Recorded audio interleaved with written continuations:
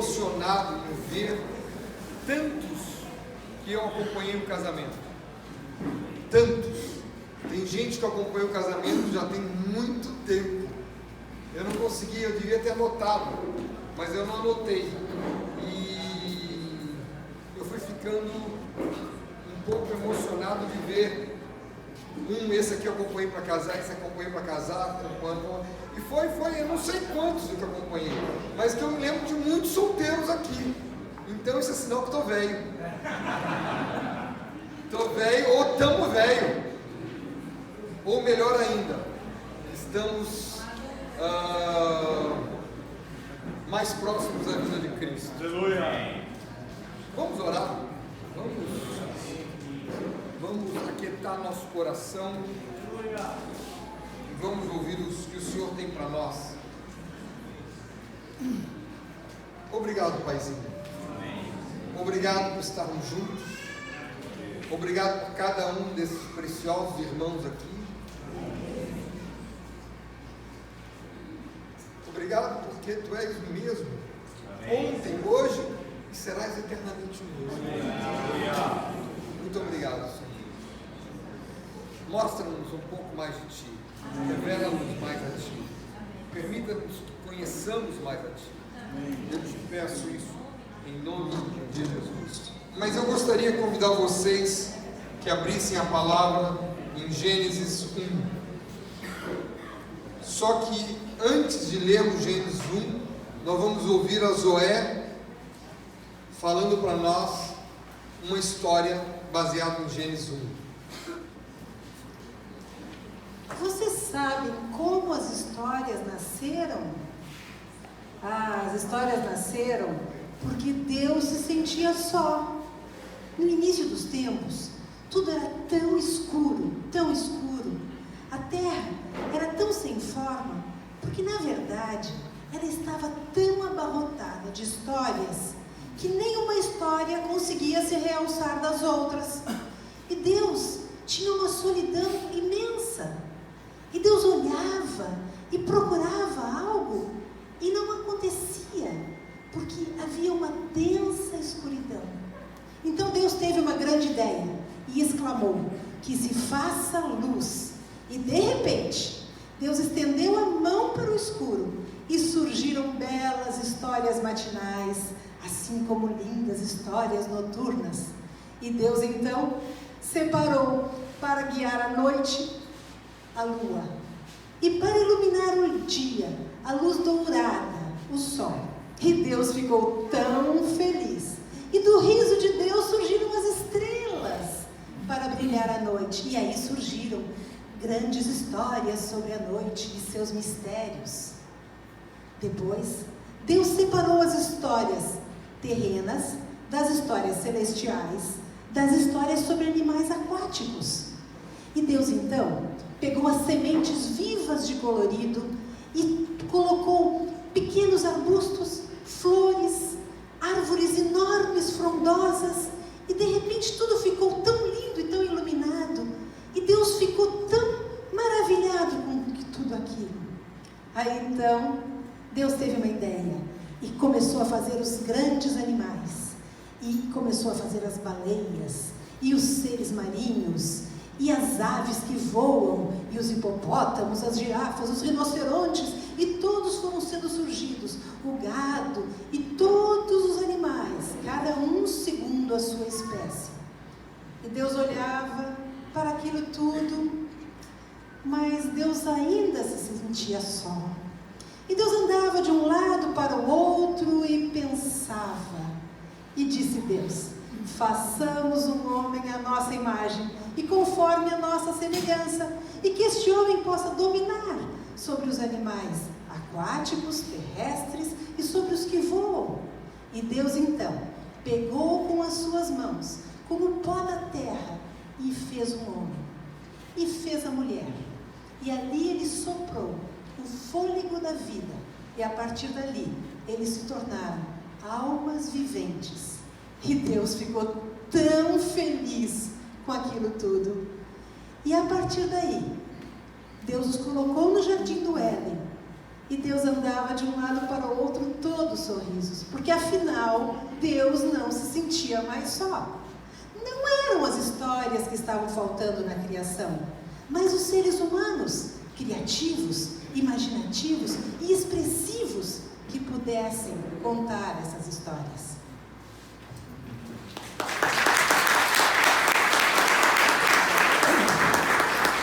Aqui, nesses dias, nós temos pelo menos 86 histórias diferentes, de 86 casais, composto de alegrias, de tristezas, de filhos, não filhos, diversas histórias. Seria muito interessante que você, nesses dias, buscasse conhecer a história do outro.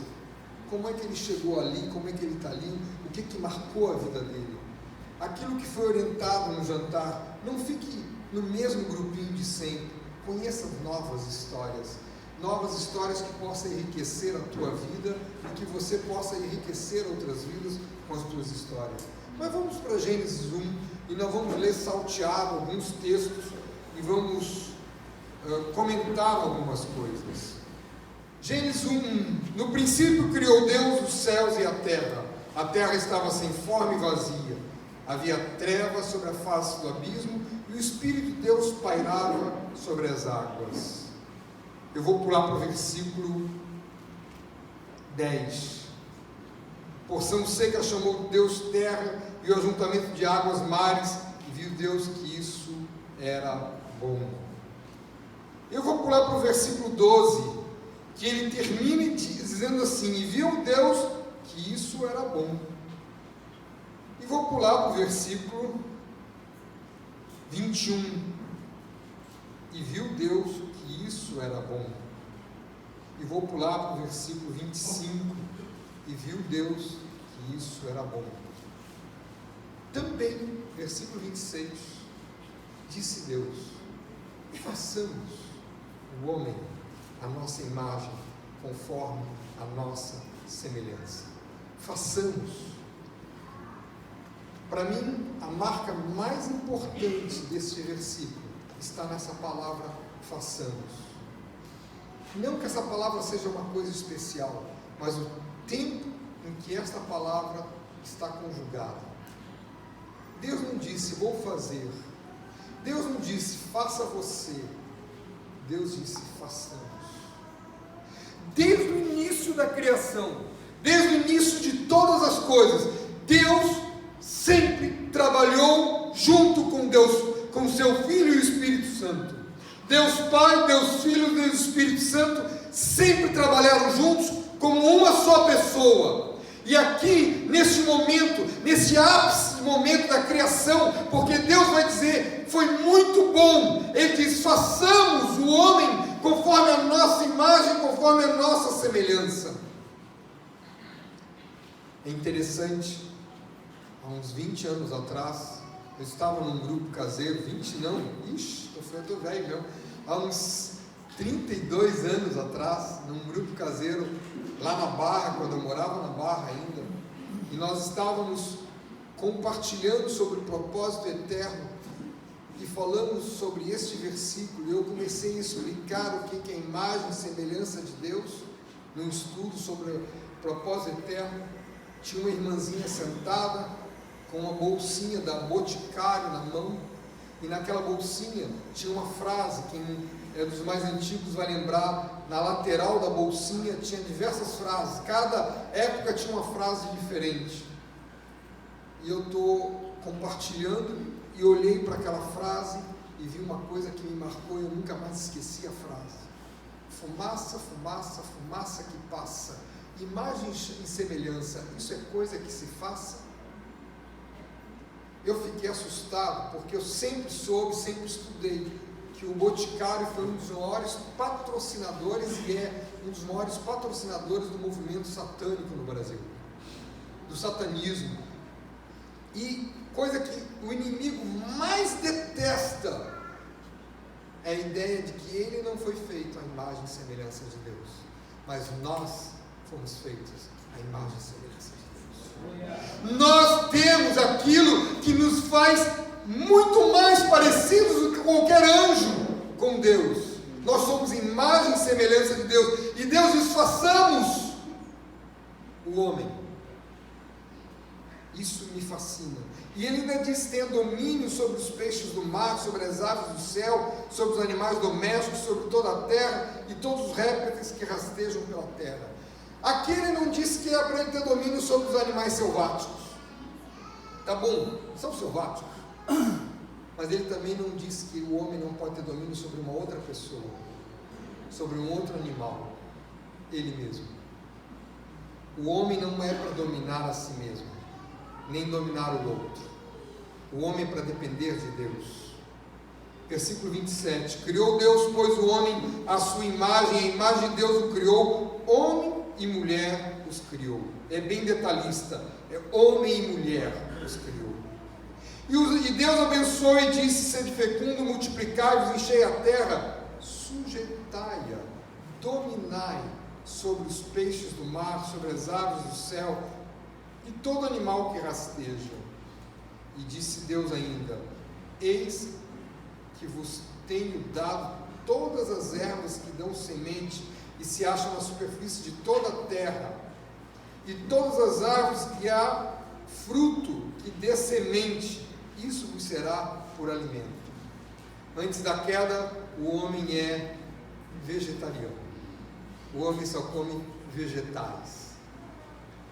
Vai chegar um momento que Deus quer abreviar a vida do homem, por isso ele manda comer carne. Mas está aqui. Tanto os animais como o homem só comiam vegetais e frutos naturais, não comiam carne.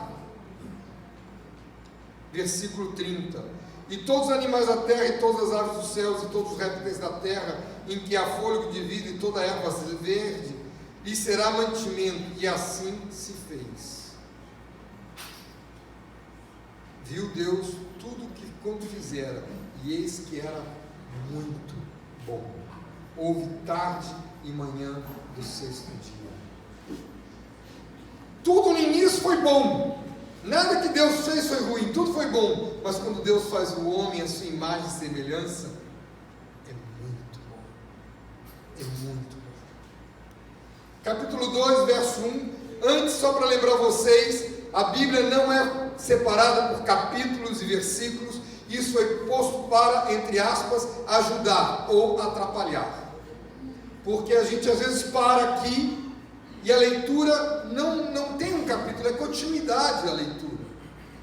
E aqui a impressão que a gente tem que foi primeiro um resumo e agora ele vai entrar detalhadamente de como ele fez o homem e a mulher. Assim, pois, foram acabados os céus e a terra e todo o seu exército.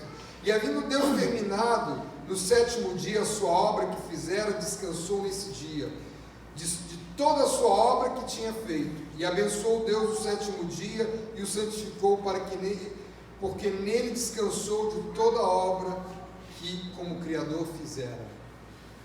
Aqui uma perguntinha para você anotar na tua mente, no teu caderno. Você tem separado um dia de descanso, de fato, de verdade? Você tem separado um dia para você descansar, contemplando a palavra, lendo a palavra, meditando em Deus, louvando e adorando? Ou para você é só pedaços de dia? Muitos de nós não respeitamos o descanso de Deus e por isso muitos se tornam doentes fisicamente. O descanso é indispensável para nós. E nós vamos ver mais adiante que o casal tem que ter um momento de pausa do casal. Sobretudo quando você tem filhos. Sobretudo quando você tem filhos e filhos adolescentes. Sobretudo quando você tem filhos adolescentes e a casa cheia de gente. Você tem que descansar. Você tem que parar. Você tem que meditar. Você tem que relaxar. Para você contemplar aquilo que Deus quer completar e continuar fazendo. Versículo 4. Esta é a gênese dos céus e da terra, quando foram criados, quando o Senhor Deus os criou. Não havia nenhuma planta no campo não havia nenhuma planta do campo na terra. Olha que interessante isso aqui.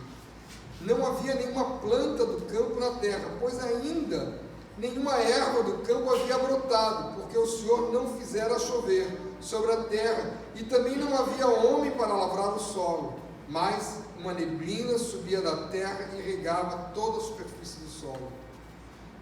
Eu já li isso aqui muitas vezes. Mas de repente, essa semana, quando eu estava meditando no nosso encontro, eu lendo isso aqui, me dei conta que Deus não fez uma árvore inteira de pé, frondosa. Ele semeou. E a árvore tinha que crescer. Às vezes a gente fica querendo tudo pronto, acabado, arrumado. Aqui está. A gente não tem paciência para ver evolução e desenvolvimento. Quem já acompanhou uma gravidez sabe o que é desenvolvimento, evolução e paciência. Sobretudo, né, Julie? Quando a barriga está ali e você está, chega dia, vem, bem-vindo, Dom Tiago.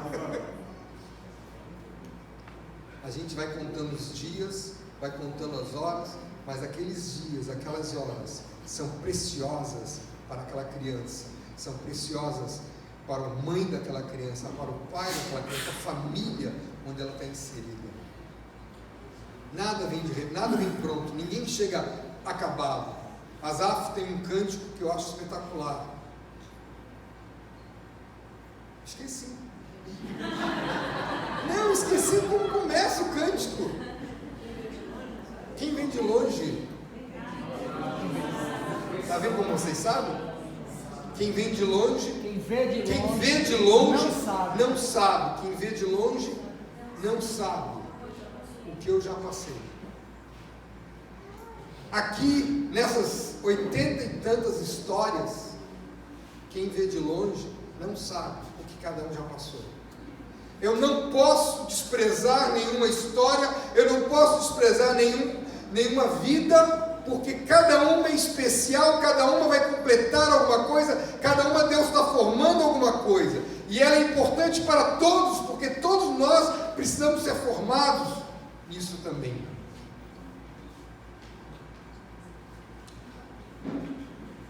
Versículo 7.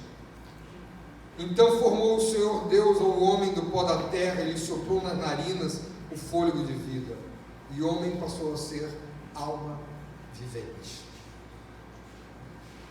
Eu já compartilhei com alguns de vocês, ou com quase todos, sobre o que Deus vem falando conosco sobre a questão de espírito, alma e corpo, como está em Tessalonicenses 5, 2 Tessalonicenses 5:23. Aquilo que ocupar a minha mente, aquilo que dominar a minha mente, vai dominar o meu afeto, vai alcançar a minha vontade. O que está na tua mente? O que tem ocupado a tua mente? O que tem agitado a tua mente? O que você tem usado os teus neurônios o dia inteiro? Como tem sido o teu pensar? No que você pensa? Nós fomos feitos para deixar que Deus nos governe e não a nossa alma.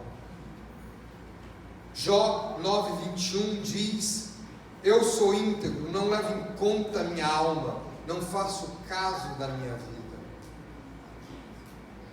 Quantos de nós levam em conta a sua alma? A alma não é emoção, hein? A alma é emoção mais razão. O que conserva a alma? Hebreus 10:39 diz: nós não somos que retrocedem para a perdição, somos entretanto da fé para a conservação da alma. Eu preciso me debruçar sobre a palavra, eu preciso me encher da palavra, eu preciso tomar a palavra, eu preciso fazer ela completamente tomada na minha mente, no meu coração, para conservar a minha alma íntegra, irrepreensível, até a vinda de nosso Senhor Jesus Cristo. sobretudo nesses dias loucos em que nós vivemos.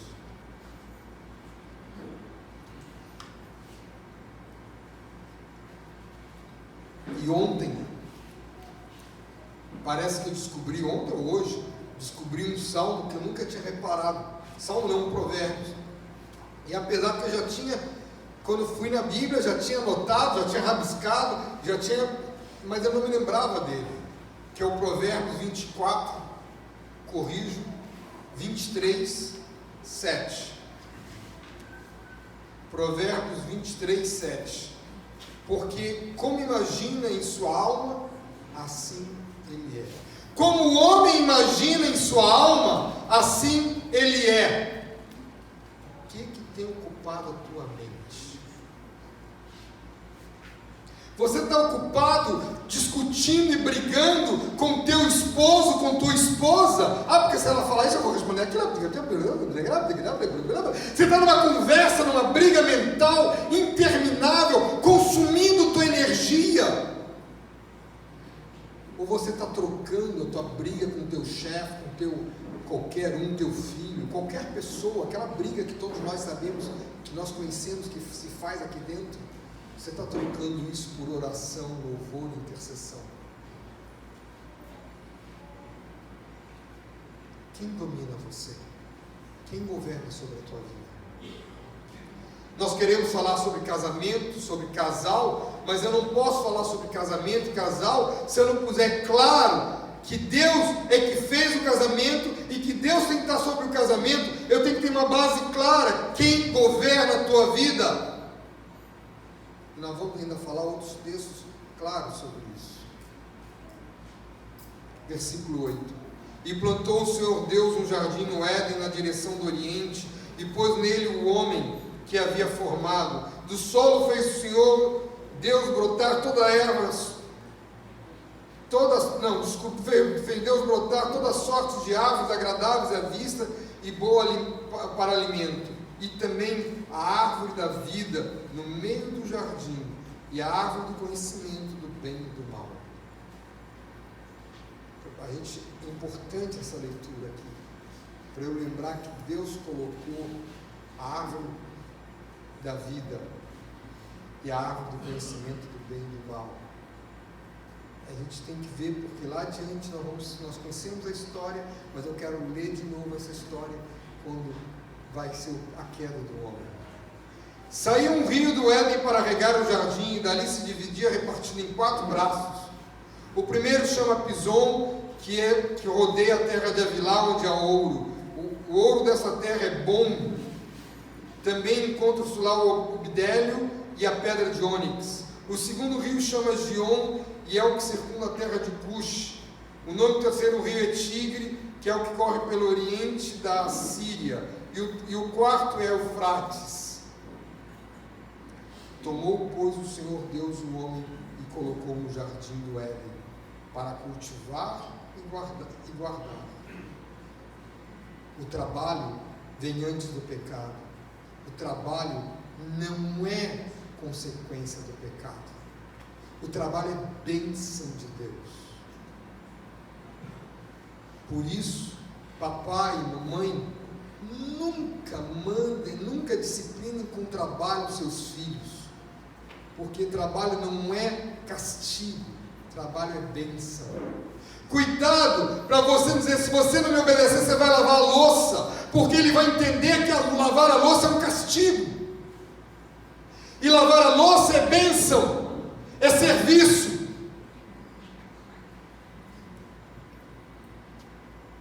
É interessante observar como cada dia que passa, mais uma coisa maluca se levanta contra a palavra de Deus. Cada dia que passa, e eu tenho que voltar à realidade e às primícias da palavra do Senhor, sem acrescentar nada. Eu tenho que pedir ao Senhor que nos esvazie de nós mesmos, para que a gente possa ouvir a palavra dele sem influência de toda a mídia maluca deste mundo inteiro. Versículo 16. E o Senhor Deus lhe deu esta ordem: de toda a árvore do jardim comerás livremente, legítima, da árvore do conhecimento do bem e do mal não comerás, porque no dia em que dela comeres, certamente morrerás. Deus falou com quem? Com o homem. A mulher ainda não foi criada. Deus orientou a quem? O homem. Deus deu todas as instruções a quem? Ao homem. Disse o Senhor Deus: não é bom que o homem esteja só, far-lhe-ei uma auxiliadora que lhe seja idônea. Eu acho bárbaro isso aqui. Ufa! Que a leitura, a gente vai lendo, eu não sei vocês, mas eu vou lendo daqui a pouco e diz assim, está faltando alguma coisa, vai gerando um desconforto, você vai ficando cansado, porque parece que são um dia, 2 dias, 3 dias, mas isso aqui na minha cabeça leva muito tempo. Pena que é a palavra de Deus, em segundos tudo pode ocorrer, mas a leitura, e ele fala em auxiliadora. É interessante que essa mesma palavra auxiliadora vai aparecer em Salmos 46:1, quando ele se refere a ele mesmo como um socorro bem presente na tribulação. Ah, se nós entendêssemos que a esposa é um socorro bem presente em nossas tribulações. E alguém dizer, porque você não conhece a minha própria tribulação.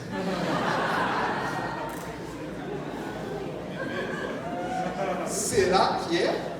Ou será que você que é a própria tribulação? Alguns anos atrás, Fernando, lá de Brasília, falou um negócio que eu guardei e nunca mais esqueci. Ele disse: se você casou com uma mulher bonita, você não tem mérito nenhum nisso. Deus a fez bonita. Mas se depois de 15 anos de casado, 20 anos de casado, ela está bonita, você está regando a tua florzinha direitinho. O homem embeleza a mulher. O amor do homem embeleza a mulher. Se você, menina, casou com um homem bonito, que é difícil, porque todo homem fede, não tem mérito nenhum. Eu tenho pena, porque as meninas parecem que não têm olfato, mas isso é outra história. Mas se depois de 15, 20 anos ele ainda está simpático, tenha certeza que você está regando teu cactus direitinho. Homem é cactus. Ninguém vai pôr homem como flor, porque não dá. Deixa cactus, espinhudo, bem que é a melhor coisa que a gente pode fazer. Mas será que eu tenho visto e entendido que a minha mulher é um socorro presente nas minhas tribulações? É auxiliadora idônea. Mário gosta muito de falar auxiliadora e não dona. Idônea, apta. Eu sei que da minha amizade, do meu relacionamento com o Zoé, nós nos conhecemos, nos relacionamos por 3 anos antes de casar. Terminamos 3 vezes. Primeira vez porque eu me converti. E eu disse para ela: não dá para namorar você e a Jesus ao mesmo tempo. Então aguenta aí um pouquinho, deixa eu acertar minha cabeça no lugar.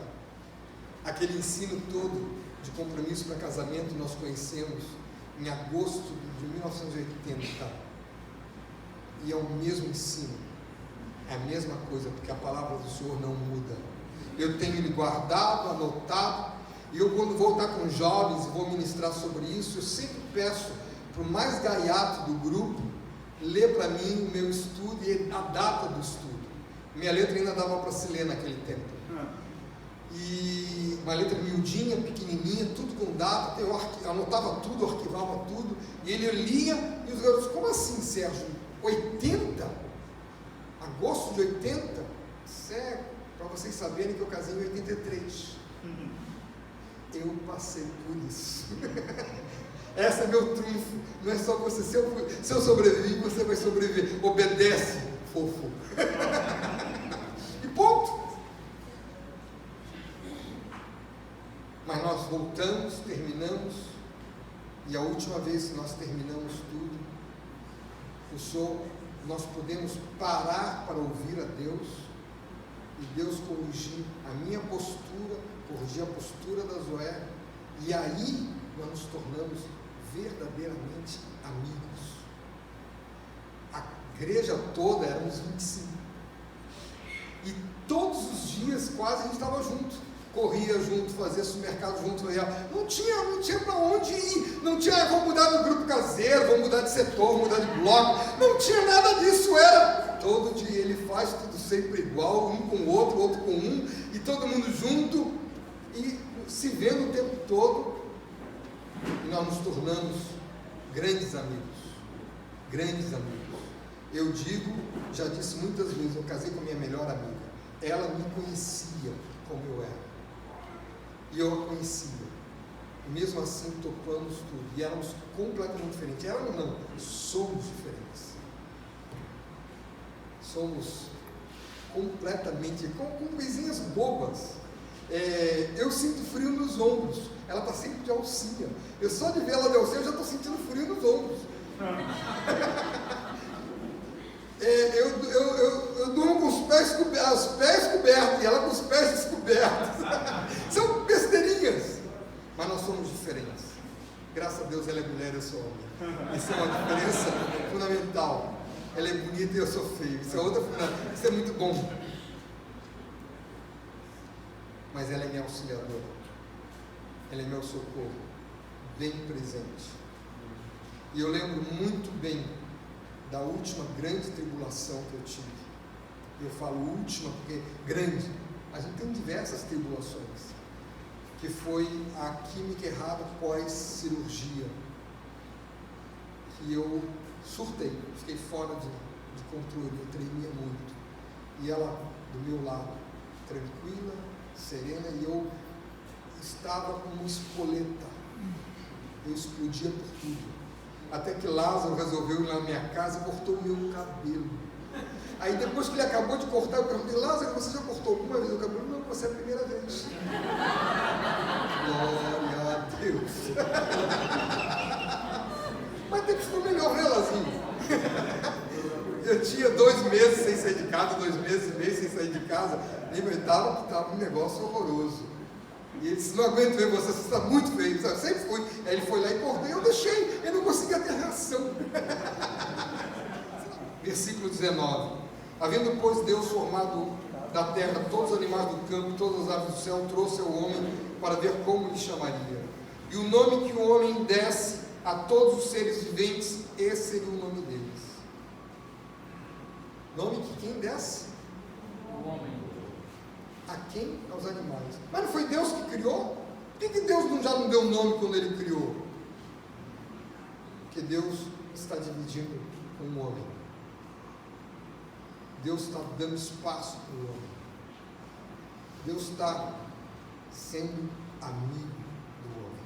Nós vamos conversar sobre isso no domingo de manhã. Vem cá, quantos nomes de animais você conhece? Você conhece o nome de todos os animais da terra? E das aves? Dos peixes? Dos insetos? Das baratas? Eu detesto barata. Isso é uma coisa que eu tive que mudar. Casei, agora sou homem casado, então eu mato a barata. Agora eu mato a barata. Então depois que eu casei, passei a matar a barata. Mas você, como auxiliadora idônea, retira o cadáver. Recolhe o cadáver. Eu mato, mas você recolhe o cadáver. Não precisa tudo. A gente pode dividir as tarefas. Não, eu mato. E o supra-sumo da coragem foi uma vez no carro, uma daquelas baratas enormes entrou voando no carro, estava dentro do carro, o Estevão passou a mão no ar e agarrou a barata assim. Abriu a janela e jogou fora. Eu tive nojo, não teve nada. E ela ficou assim: é meu filho. É meu filho. Eu estou começando a ficar doido. Ele já sabe que está de novo. Versículo 20, já lemos? Não. Deu um nome, o homem, a todos os animais domésticos, as aves do céu e a todos os animais selváticos. Haja animal. Para o homem, todavia, não se achava uma auxiliadora que lhe fosse idônea. Não, macaca não serve. Não, girafa não serve. Não é. Vai, leoa, leoparda, sei lá, blá, blá, vai dando nome. Não, ele está sozinho, ele não tem a mulher. Então o Senhor Deus fez cair pesado sono sobre o homem, e este adormeceu. Tomou uma das suas costelas e o fechou no lugar com carne. Eu acho fascinante porque há muitos anos, eu era garoto, quando eu via meu pai falando isso. Não foi da cabeça para que a mulher estivesse sobre o homem. Não foi dos pés para que a mulher não estivesse sobre o homem. Foi da costela para que a mulher esteja do lado do homem. Cada detalhe de Deus é apaixonante. Cada detalhezinho que a gente se contempla e para é sensacional. E disse o homem, não, é versículo 22, e a costela que o Senhor Deus tomara ao homem, transformou numa mulher e lhe a trouxe. E disse o homem, uau, você lembra da tua lua de mel, a primeira vez que você viu tua mulher? Uau!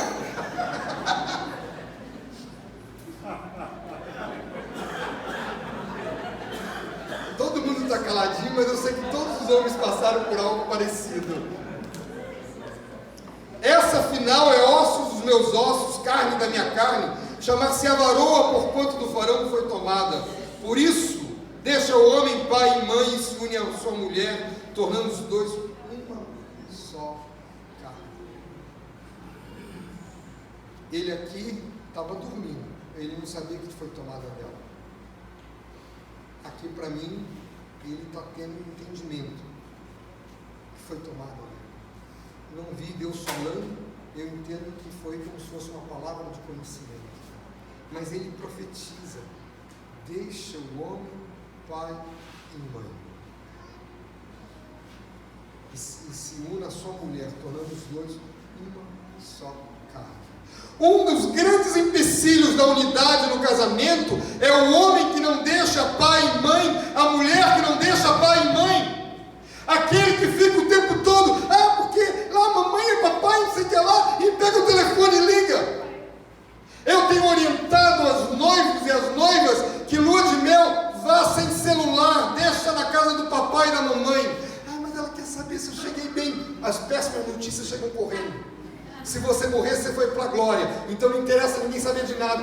Desliga! Sai! Corta o cordão umbilical! Deixa pai e mãe! Eu estou cansado de ver homem e mulher que não deixam pai e mãe. Porque eu tenho que perguntar ao papai. Se tu é homem casado, decide logo agora aqui. Isso serve para os papais e para as mamães de filhos. Você vai liberar teu filho para compor uma nova família, ou você não vai liberar teu filho para compor uma nova família? Ora, um e outro estavam nus e não se envergonhavam.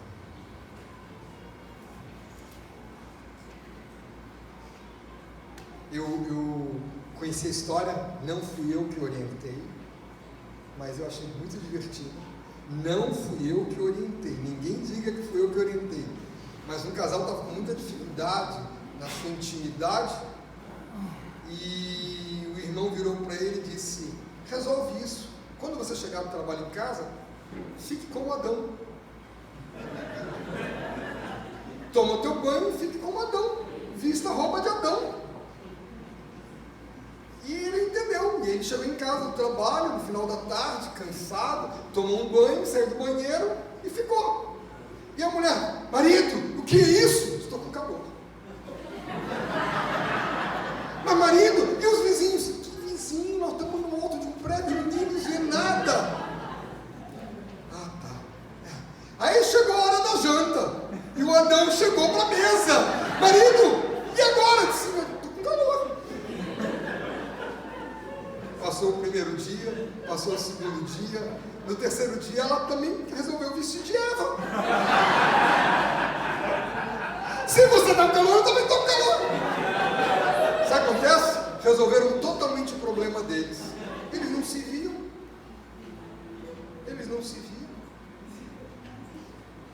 E eu achei bárbaro. Eu gostei.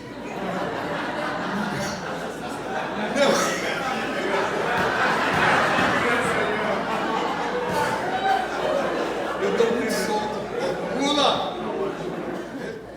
Mas a serpente todos os animais selváticos que o Senhor Deus tinha feito, disse a mulher. Presta atenção nessa frase. É assim que Deus disse: não comereis de toda a erva do jardim? Quem criou a fake news foi o diabo. Isso aqui é um fake news. O que é fake news? É uma mistura de verdade com mentira. Quantas coisas de mentira com verdade nós estamos engolindo do inimigo?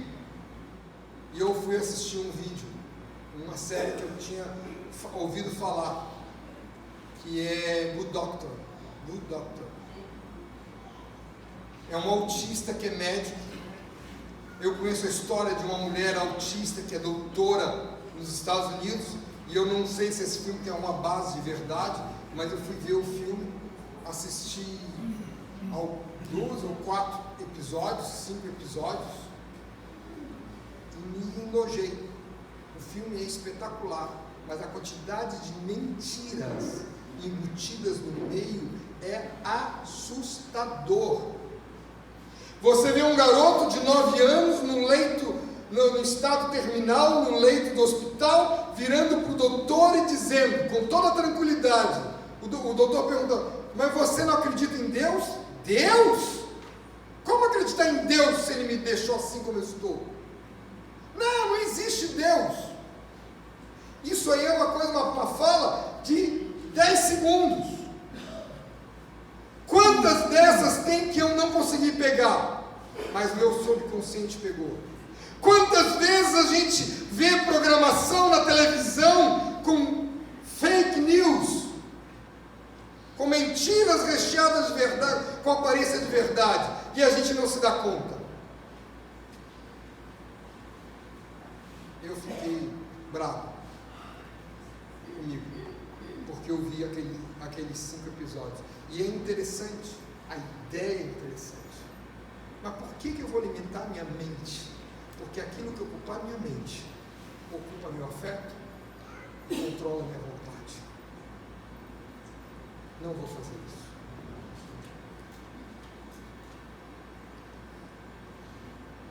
O Senhor não disse o que está dito aqui, e a serpente sabia disso. A serpente jogou uma mentira com aparência de verdade, e ela respondeu. É interessante porque a serpente não jogou para o homem, jogou para a mulher. A mulher é dada a ouvir mais vozes do que os homens. Ela tem mais capacidade de ouvir coisas, e ela precisa do homem para ajudá-la. Eu tenho mandado uma surra em Adão, porque Adão ficou calado. Existe um livro chato que dói, chamado Silêncio de Adão. Insuportável a leitura, mas a proposta é muito interessante. Respondeu a mulher: do fruto das árvores do jardim podemos comer, mas do fruto da árvore que está no meio do jardim, disse Deus: dele não comereis nem tocareis nele. Ela acrescentou alguma coisa: para que não morrais. Ela deu a verdade com um pouquinho mais. Ela bateu papo com o capeta. Lá, né? Não é capeta, é lá longe, lá ele. Então a serpente disse à mulher: é certo que não morrereis, porque Deus sabe que no dia que dele comeres, se vos abrirão os olhos, e como Deus sereis conhecedores do bem e do mal. Satanás está propondo à mulher a não ficar debaixo de Deus, mas a se igualar a Deus.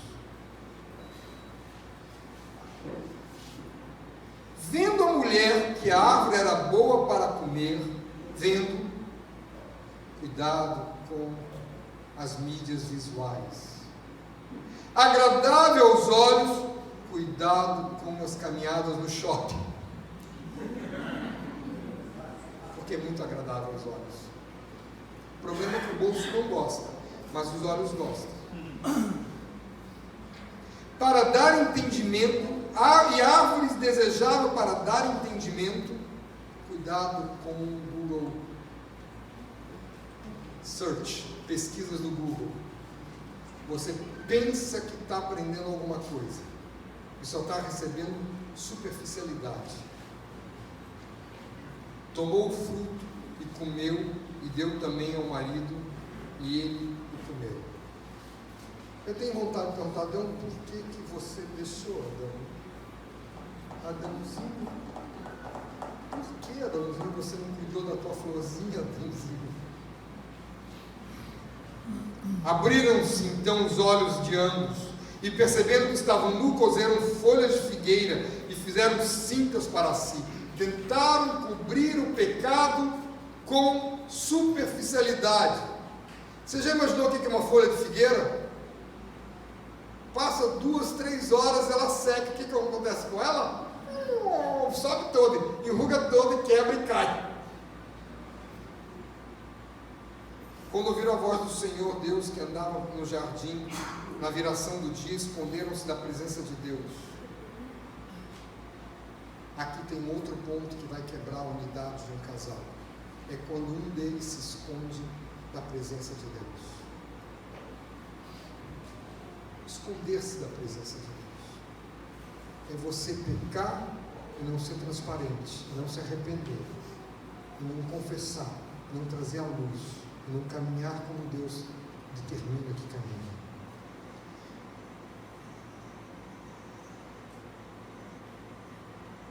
O homem e sua mulher, vou repetir, quando ouviram a voz do Senhor Deus que andava no jardim pela viração do dia, esconderam-se da presença do Senhor Deus, o homem e sua mulher, entre as árvores do jardim. E chamou o Senhor Deus ao homem e lhe perguntou: onde estás? Será que Deus não sabia? Sabia, mas ele está esperando que o homem tome um passo, tome uma atitude. E ele respondia: ouvi a tua voz no jardim, porque estava nu, tive medo e me escondi. Perguntou-lhe Deus: quem te fez saber que estavas nu? Comesse da árvore que te ordenei que não comesse? Então disse o homem à mulher, e aqui a gente conhece bem essa história, mas é importante a gente rever essa história. O homem transfere a responsabilidade para quem?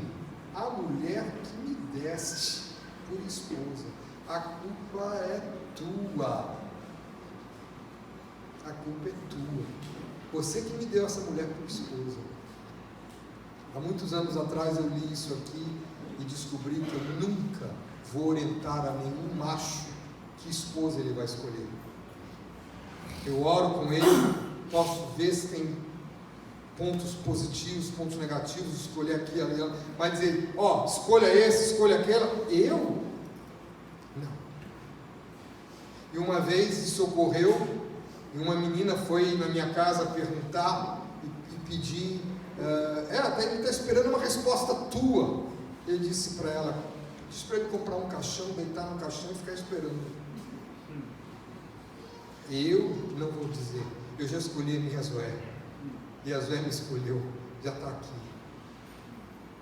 Por isso, papai e mamãe, cuidado quando você fica escolhendo quem vai casar com quem não vai, quem vai ser o marido ou a esposa do seu filho ou sua filha.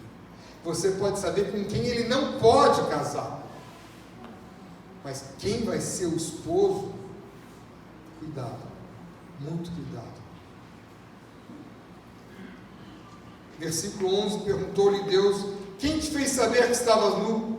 Comesse da árvore que te ordenei que não comesse? Então disse o homem, a mulher que me deste, ela me deu da árvore e eu comi. Disse o Senhor a Deus à mulher, que é isso que fizeste? Respondeu a mulher, a serpente me enganou e eu comi. A culpa sempre do outro. Sempre do outro. Não tem coisa pior para a unidade de um casamento do que ficar jogando a culpa em cima do outro. Primeiro, não deixar pai e mãe. Segundo, transferir a responsabilidade para o outro. Então o Senhor disse à serpente, visto que fizeste, maldita és entre todos os animais domésticos. Ela era doméstica. Uma serpente era doméstica. Você imaginou uma serpente dentro de casa? Vocês já tiveram isso? De você abrir o fogão e sair uma serpente dentro do seu, uma cobra dentro do fogão? Não, é espetacular. É um berro só. eu descobri que minha esposa era cantora de ópera. Ela abriu e saiu uma cobra de 2 cabeças dentro do fogão. E eu ouvi aquele eco por toda a casa e por todo o bairro. Outra vez, ela abriu o armário de costura para pegar uma tesoura e ela pegou um camundongo. Foi outra ópera inesquecível. Recuou. Morar em casa dá nisso. Mas é gostoso, continuo morando em casa. Isso já foi há 30 anos atrás. Hoje, até pacificamente essa semana, um rato resolveu ver televisão conosco. Aí estava vendo um filme, ele resolveu sentar e ver um rato de um palmo. E toda vez que eu ia tentar pegar o rato, ele estava dentro do sofá. Então eu não consegui tirar o rato. Ele disse: Jesus, por favor, tira ele daqui. E no dia seguinte a gente abriu o sofá todo, não estava em lugar nenhum, em casa nenhuma, na casa. Então, amém, obrigado, Jesus. Fica ele lá. Eu deixo as janelas abertas, as portas abertas. Lógico que o bichinho quer se aquietar também. Ele estava querendo aprender alguma lição. Estava ouvindo um filme devocional muito interessante. Então,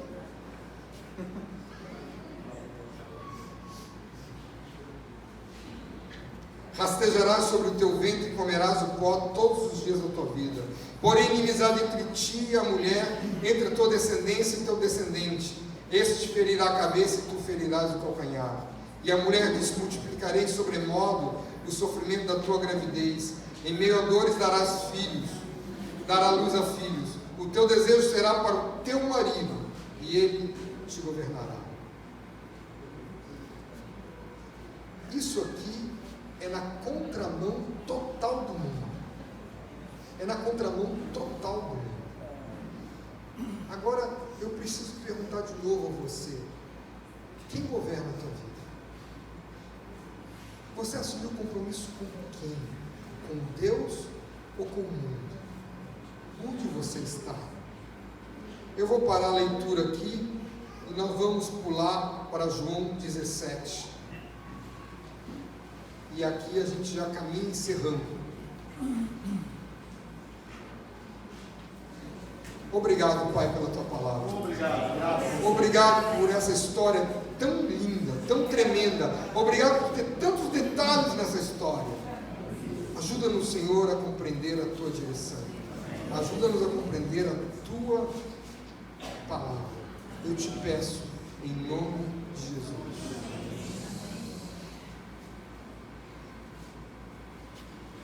João 17 é a oração de Jesus. É a última oração de Jesus antes da crucificação. Oração pública, né? Oração que foi acompanhada por outros. Eu creio que ele nunca parou de orar o tempo todo. E ela merece uma atenção muito grande. Nós conhecemos essa oração, é chamada oração sacerdotal. A gente conhece bem, já foi lida muitas vezes. Mas essa é uma oração que eu leio e releio e muitas vezes ainda me emociono com essa oração. Tendo Jesus falado essas coisas, levantou os olhos aos céus e disse: Pai, é chegada a hora, glorifica teu Filho, para que o Filho te glorifique a ti. Assim como lhe conferisse autoridade sobre toda a carne, a fim de que ele conceda a vida eterna a todos os que lhe desse a vida, assim como lhe conferisse autoridade sobre toda a carne, a fim de que ele conceda a vida eterna a todos que lhe desse. E a vida eterna é esta, que te conheço a ti, o único Deus verdadeiro, e a Jesus Cristo, a quem enviaste. Como é gostoso conhecer a Deus. Como é gostoso ler a palavra junto, praticamente todos os dias. Eu e Zoé lemos a palavra todos os dias em voz alta. Como é gostoso fazer isso. De manhã cedo, estamos juntos, tomando chimarrão, lendo a palavra, orando, lendo a palavra. Tenho estudado sobre a vida de José e meu público-alvo para pregar é Zoé. Então, durante meses, ela já leu José comigo umas 30 vezes ou 40 vezes. Mas cada vez a gente descobre algo mais. Agora, nessa época da nossa vida, que nós não temos mais nenhum filho em casa, nem cachorro, graças a Deus por tudo. Não, até que o cachorrinho faz falta, mas... Então, só nós. É um tempo novo. E a gente se debruça. E a vida eterna é esta, conhecer a Deus, o único Deus verdadeiro, e a Jesus Cristo a quem Ele enviou. Eu te glorifiquei na terra, consumando a obra que me confiaste para fazer. Que glória! Fazer a vontade do Pai glorifica o Pai. A obra que Ele nos concedeu para fazer glorifica o Pai. E agora, glorifica-me, ó Pai, contigo mesmo, com a glória que eu tive junto de Ti, antes que houvesse mundo. Eu gosto de contemplar o esvaziamento de Jesus, contemplando a perda da sua glória. Nós não sabemos o que é glória, porque glória não cabe ao homem. A gente pode imaginar. O homem não consegue entender, porque toda vez que o homem se mete com glória, ele se atrapalha. Porque glória é para Deus. Mas a gente pode imaginar a glória de Deus, a glória de Jesus antes da criação do mundo. E ele se esvazia dessa glória e nasce feito homem. Manifestei o teu nome aos homens que me deste do mundo. Eram teus e tu nos confiaste. Repara bem, eu vou parar aqui um pouquinho, eu queria que alguém contasse para mim quantas vezes a palavra mundo aparece.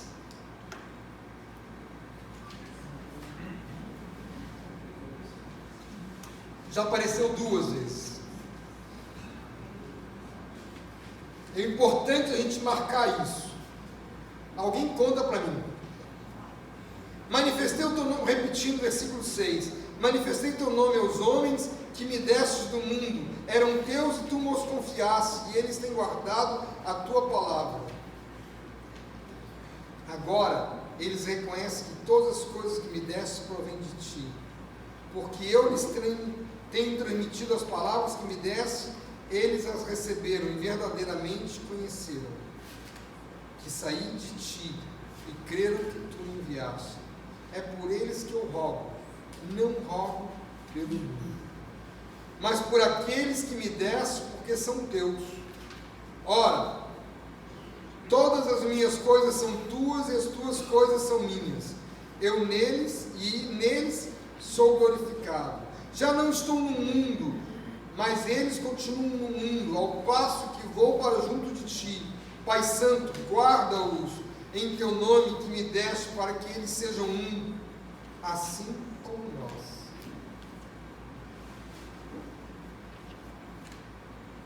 A oração está falando de unidade, de ser um. Eu queria que você começasse a pensar: sou um no meu casamento? Somos um no nosso casamento? Versículo 12. Quando eu estava com eles, guardava-os em teu nome, que me desse, protegi-os e nenhum deles se perdeu, exceto o filho da perdição, para que se cumprisse a Escritura. Mas agora vou para junto de ti, e isso falo no mundo, para que eles tenham o meu gozo completo em si mesmos.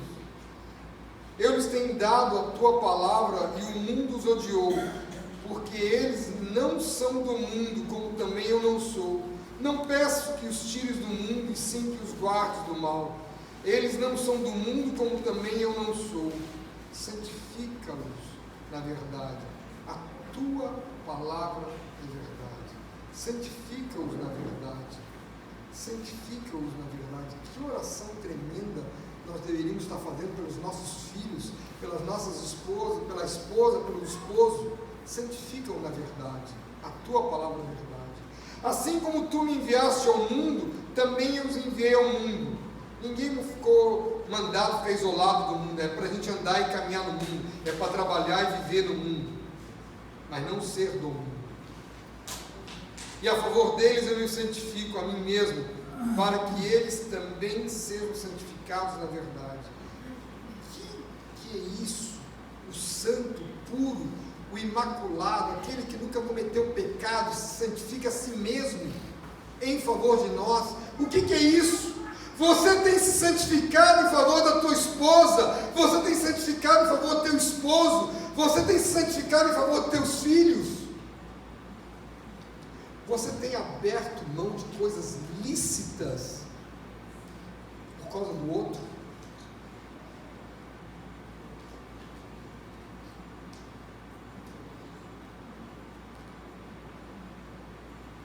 Eu tenho sido igual a Jesus? Não rogo somente por esse, mas também por aqueles que vieram a crer em mim por intermédio da sua palavra, a fim de que todos sejam um, como és tu, ó Pai, em mim e eu em ti, também sejam eles em nós, para que o mundo creia que tu me enviaste. Eu lhes tenho transmitido a glória que me tens dado, para que sejam um como nós somos, eu neles e tu em mim, a fim de que sejam aperfeiçoados na unidade, para que o mundo conheça que tu me enviaste e os amaste como também amaste a mim. Pai, a minha vontade é que onde eu estou estejam também comigo os que me deste, para que vejam a minha glória que me conferiste, porque me amaste antes da fundação do mundo. Pai justo, o mundo não te conheceu, eu porém te conheci, e também esses compreenderam que tu me enviaste. Eu lhes fiz conhecer o teu nome e ainda farei conhecer, a fim de que o amor com que me amaste esteja neles e eu neles. Quantas vezes a palavra mundo é repetida? Eu contei 16, outros contaram 15. Por que essa palavra, nesta oração sobre unidade, é tão repetida? Você sabe que palavra é essa? A palavra mundo é cosmos. É a mesma palavra que vem de cosmética. É a mesma palavra que faz sobre embelezamento. O mundo está colocado de uma forma que ele quer, de toda forma, atrapalhar a unidade de um casal, atrapalhar a unidade da igreja, atrapalhar a unidade da família. É um mundo que se interfere de uma forma violenta. Precisamos voltar para o versículo 21, a fim de que todos sejam um, como tu, ó Pai, em mim e eu em ti, que sejam também em nós, para que o mundo creia que tu me enviaste. Olha bem, queridos, olha que diferença grande existe nessas três perguntas. Primeira pergunta, como eu poderei? Segunda pergunta, como você poderá? Terceira pergunta, como nós poderemos? É completamente diferente. Eu, você, de nós. Eu e você não é a mesma coisa que nós. Eu e você somos dois. Nós somos um. Seja em casamento, seja em companheirismo, no presbitério, seja em time, seja numa família, no ministério. Eu e você somos dois. Nós sempre seremos um. Nós somos uma unidade. Nos inclui um ao outro. Todavia, quando sou eu e você, é só um encontro de dois caminhos. Imagina um Y. Um Y é eu e você. Começam juntos, mas daqui a pouco se separam. Agora nós é tomar a cruz, nós é cruz, porque na cruz somos totalmente incluídos uns com os outros. Como eu iria conhecer vocês se não fosse pela cruz de Cristo? Como eu iria conhecer Tita, Tato, André, tem alguns Andrés, se não fosse pela cruz de Cristo? Como eu ia conhecer o John, o Zuga, o outro John, se não fosse pela cruz de Cristo, o Enio? Como eu ia conhecer o Cária se não fosse pela cruz de Cristo? Como eu ia conhecer os Rangers se não fosse pela cruz de Cristo? Não tinha nada, não tem como. Eu jamais iria cruzar o caminho com o Diniz se não fosse pela cruz de Cristo, e muito menos com Jair e Balu, lá em Piauí, se não fosse pela cruz de Cristo. Como que eu vou achar existe qualquer coisa mais inclusiva que não seja a cruz de Cristo. Se alguém quer falar em inclusão social, fale e tome a cruz. Seja exemplo de cruz. Não rejeite o outro. Seja aceite o marido, aceite a esposa, aceite os filhos como uma só pessoa. Nós somos responsáveis pelos acertos, erros, pelas lágrimas e sorrisos. Eu e você, há sempre a possibilidade de um se esquivar. Eu tentei, mas você, né? Bem que eu quis fazer, mas você não colaborou. Você fez silêncio. Eu e você competimos o tempo todo. A competição é diabólica. Eu só posso comparar Eric com Eric de 10 anos atrás, de 20 anos atrás, mas eu não posso comparar Eric comigo. Eu não posso comparar André com o Geraldo, nem com o Lázaro, nem com o Roberto, nem com ninguém. Eu posso comparar um com ele mesmo. Tampouco posso comparar marido com mulher. Se eu e minha esposa entrarmos em competição, acabou a unidade.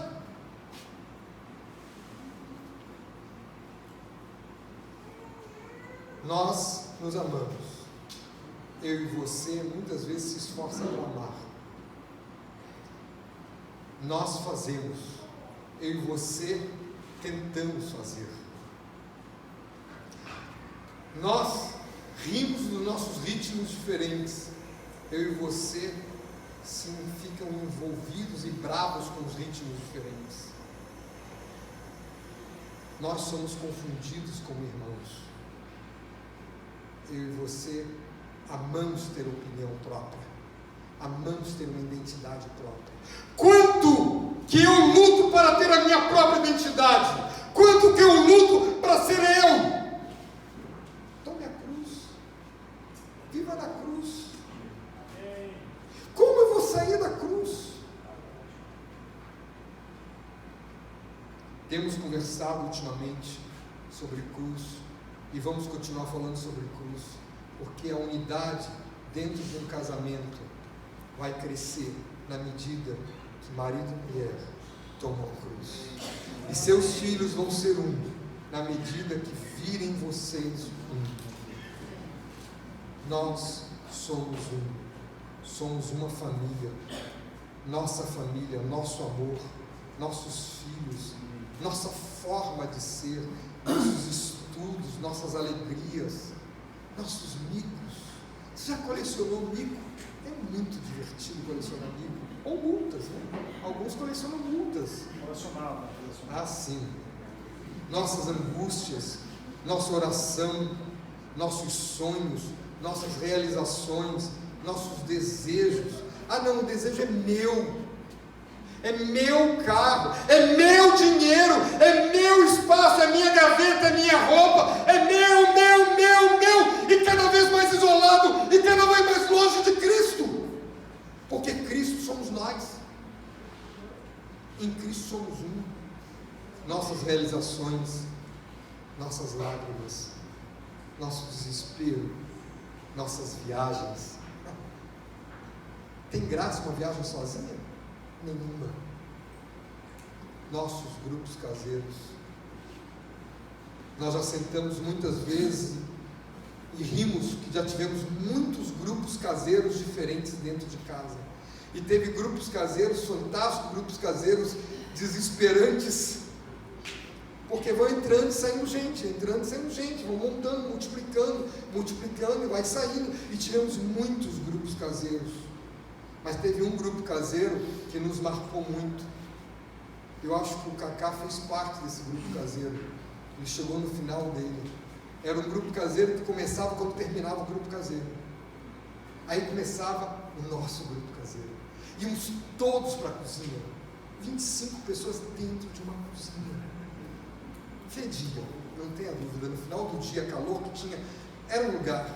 E ali ficávamos, conversando, orando, compartilhando, falando, até eu dizer o último que sair, fecha a casa porque eu vou dormir. E eu saía e ficava. Nesses grupos caseiros, nós vimos multiplicação de vidas, mas nós vimos multiplicação de comida também. Que os irmãos não viram, mas minha esposa e meus filhos viram. Nós somos um. Nós somos um. Essa multiplicação de comida, eu dou um exemplo simples para vocês.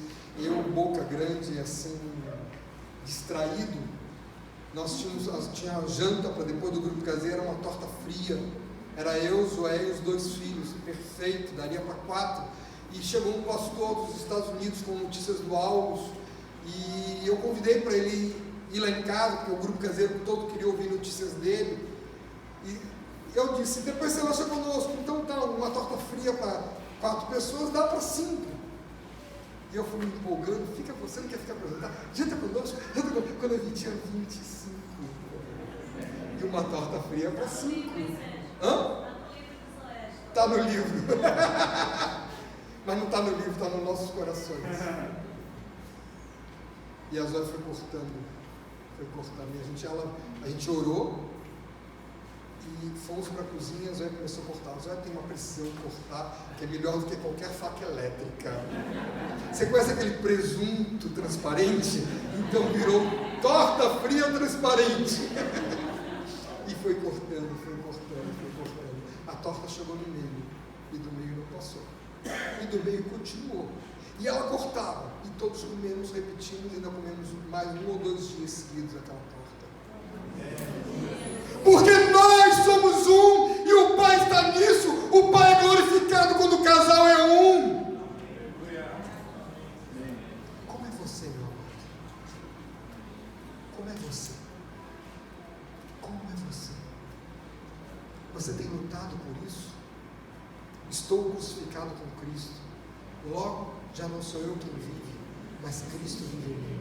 E este viver que agora tenho na carne, vivo pela fé no Filho de Deus, que me amou e a si mesmo se entregou por mim. Vamos repetir de novo? Estou crucificado com Cristo. Logo, já não sou eu quem vive, mas Cristo vive em mim. E este viver que agora tenho na carne, vivo pela fé no Filho de Deus que me amou e a si mesmo se entregou por mim. Aleluia. O Pai quer restaurar a tua vida. O Pai tem interesse especial que você seja um com tua esposa, que você seja um com teus filhos. O Pai não quer ficar em mero estudo, Ele quer restaurar a tua vida, o teu casamento. Então vamos abaixar as cabeças, vamos orar. E quem quiser, em especial, que a gente ore, vem um casal aqui na frente, vamos orar aqui na frente.